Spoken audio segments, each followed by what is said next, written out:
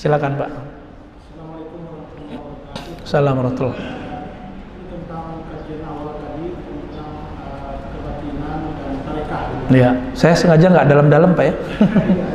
Ya. Karena kalau kita minta bantu sama jin seperti tadi itu jelas salah kan, dilarang. Tapi dengan yang tadi kebatinan tarekat ini gimana? Karena di situ ragu-ragunya kan meminta sama Allah. Maka ayat-ayat tidak ada yang salah katanya.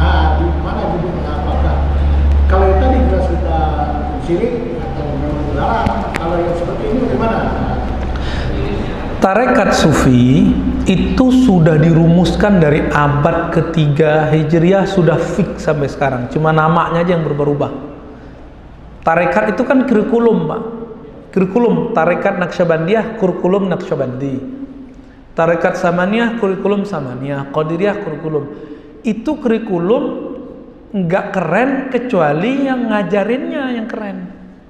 Ya, sekolah pakai kurikulum 2013, tapi ecek-ecekan sekolahnya nggak bagus. Sekolah pakai kurikulum biasa aja, tapi sistem yang diterapkan oleh kepala sekolahnya, guru-gurunya bagus, disiplin. Itu yang bagus, Pak. Maka al-ibrah laisa bil ismi. Kita menghukumi bukan dengan nama-nama, tapi kita lihat isinya siapa gurunya. Gitu. Jadi saya tidak akan meremehkan seorang thariqat Naqsyabandi karena dia punya kesalahan. Tapi kita cek, oh yang salah ini dia.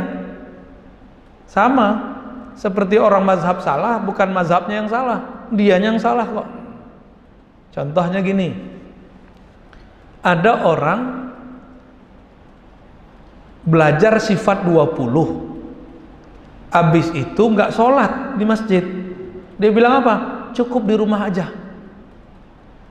Itu yang salah sifat 20-nya atau orangnya? Gurunya yang salah, Pak.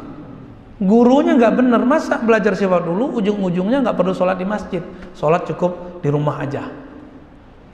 Berarti orang begini harus diselamatkan. Ajarkan lagi sifat 20, ajak dia sholat di masjid.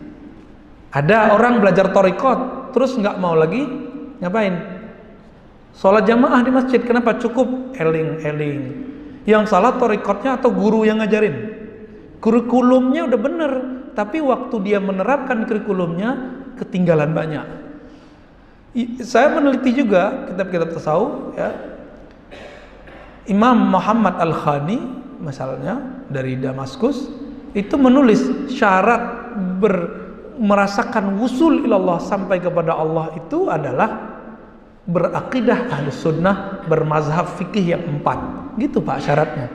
Maka kalau ada tarekat sufi ngejek ahli sunnah dalam bermazhab, ngejek orang belajar ilmu kalam, ilmu akidah, dia sudah nggak pasti nyampe kepada Allah. Cuma ngaku-ngaku aja. Gitu. Jadi yang mengenai cara itu sudah fix. Di Quran kan ayatnya kan bertebaran gitu aja, Pak. Ayat taubat, ayat zikir. Akhirnya orang tanya. Ada orang bertanya ke Ibnu Taimiyah rahimahullah, Imam Salafi. Ternyata Imam Ibnu Taimiyah ini punya guru, murid dari muridnya Syekh Abdul Qadir Jilani.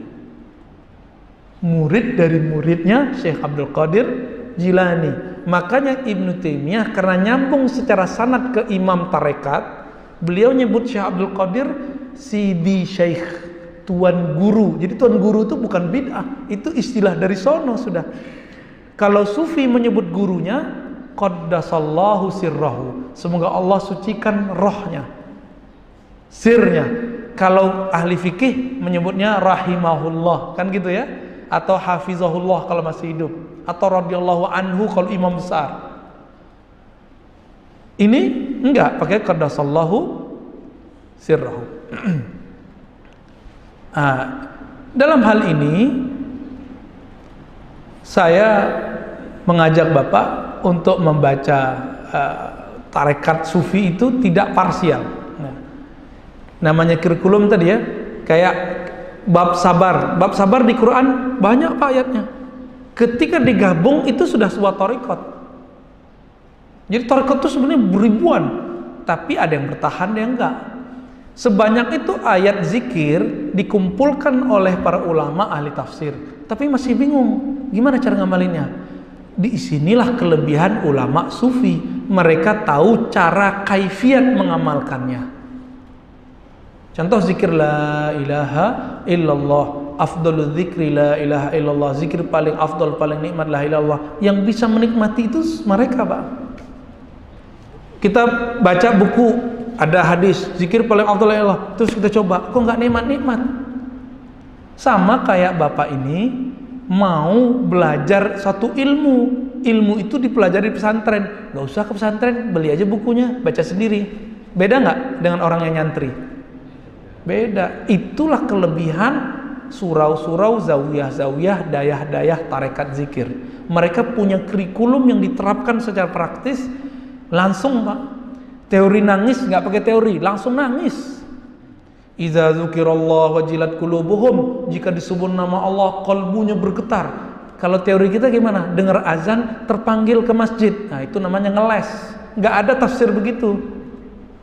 Wajilat itu betul-betul bergetar kalbunya. Disebut nama Allah bergetar kalbunya. Kita disebutkan di Quran, ala bi dzikrillah tatma'innul qulub. Ketahuilah hanya dengan menyebut nama Allah kalbu jadi tenang. Kita sudah beli buku maksurat, zikir pagi sore, kok nggak tenang-tenang juga ya? Udah dibaca berkali-kali, berbulan-bulan, kok nggak tenang-tenang? Kenapa? Karena bergurunya ke benda mati namanya. Oh, saya dapat dari ustadz, ustadznya kan dari benda mati juga jadi buku. Mana dia ketemu pengarangnya? Sumber dari Quran siapa? Allah turunkan ke Nabi. Sumber dari zikir-zikir Nabi itu, maksurat itu siapa? Nabi. Yang mewariskan cara mengamalkannya bukan ahli fikih, bukan ahli akidah, tapi ahli tasawuf. Jadi mereka ini bukan untuk dipertentangkan, tapi untuk digabungkan, saling menguatkan, Pak. Biar ahli fikih khusyuk belajar ke tasawuf. Bila ahli tasawuf mengerti ini sah atau batal, belajar ke ahli fikih. Biar mereka faham ini benar salah, belajar ke ahli akidah. Begitu, Pak, sebenarnya. Satu lagi, Pak, ya. Fadhal. Assalamualaikum warahmatullahi wabarakatuh. Assalamualaikum. Dengan kita melihat bagaimana sekarang Pak Ustaz, pertama kalau fikih banyak gurunya, tapi kita dengan tasawuf ini sangat susah bisa mendapatkan. Pertanyaannya sekarang, bagaimana kita sebagai orang awam untuk melihat bahwa kita masuk ke dalam suatu tasawuf atau tarekat itu ini sudah sesuai nggak dengan sunnah Nabi atau yang benar gitu lah. Ya. Apa kriterianya bisa kita lihat dari awal? Kriteria dari awal, ya. Al ulama warasatul anbiya. Ulama itu pewaris para nabi. Apa yang diwarisi? Bukan serbannya, bukan sarungnya, tapi akhlaknya dan ilmunya. Apa akhlak Nabi, Pak? Nabi mengatakan lastu bitta'an wala bil'an. Aku, akhlakku tidak suka menghujat dan melaknat. Cari pertama guru yang tidak suka menghujat dan melaknat, enggak suka nyala-nyalain orang.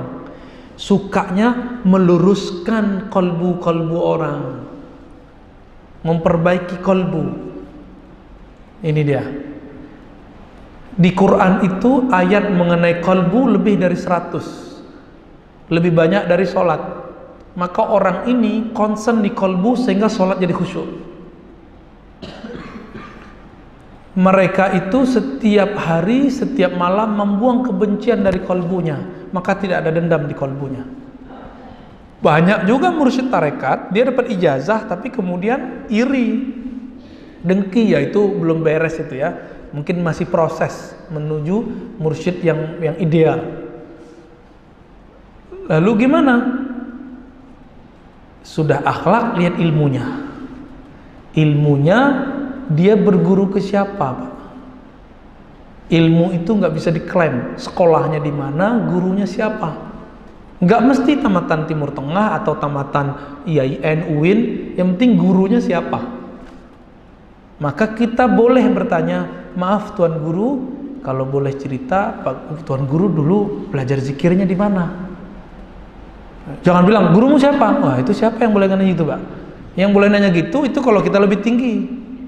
Ya, ketemu ada kelompok yang aneh-aneh, kita tanya, kamu gurumu siapa? Tapi kalau kita sebagai orang yang sedang mencari, kita boleh bertanya baik-baik. Nah, kalau gurunya faham, oh dia senang itu Pak.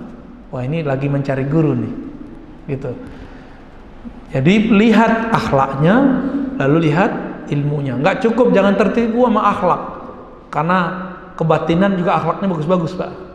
Ya, kita ketemu orang-orang nggak sholat itu eling-eling itu bagus akhlaknya. Bahkan non muslim pun banyak yang bagus akhlaknya. Bagus akhlak belum tentu kalbunya benar, karena bisa jadi itu dibuat-buat, tasannu'at, ya, takallufat. Nah, dan yang terakhir Bapak istikharah. Istikharah Pak kalau mau berguru. Kata Nabi, min sa'adatil mar'i ayastakhira ila Allah fi amri.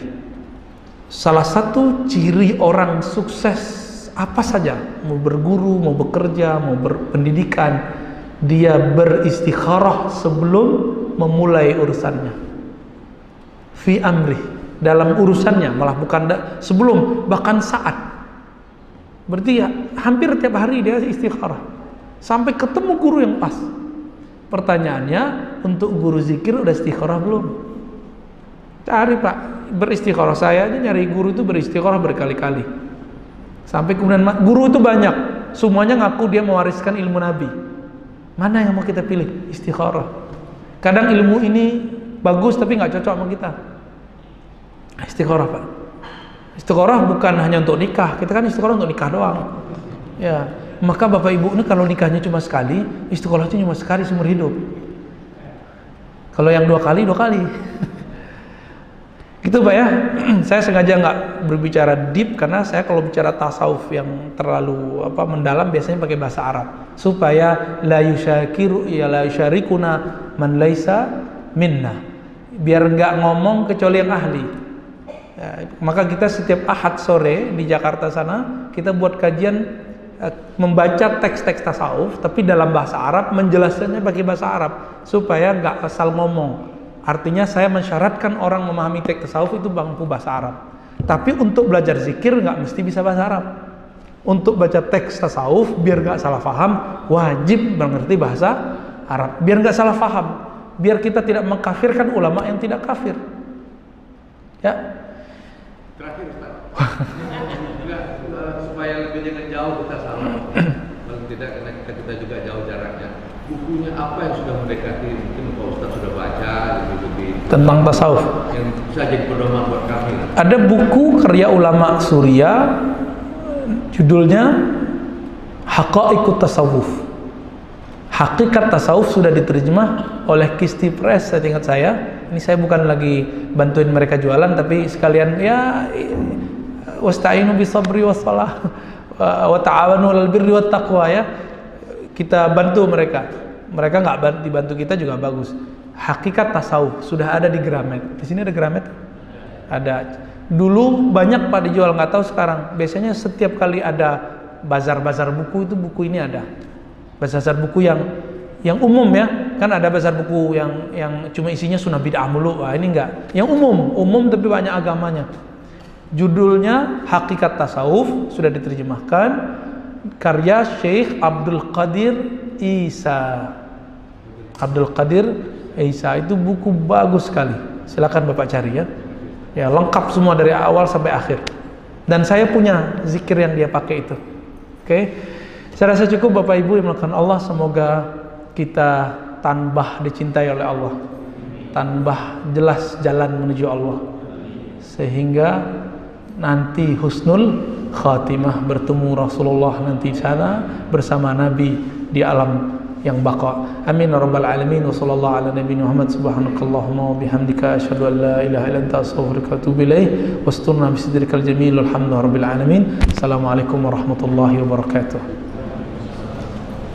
Allah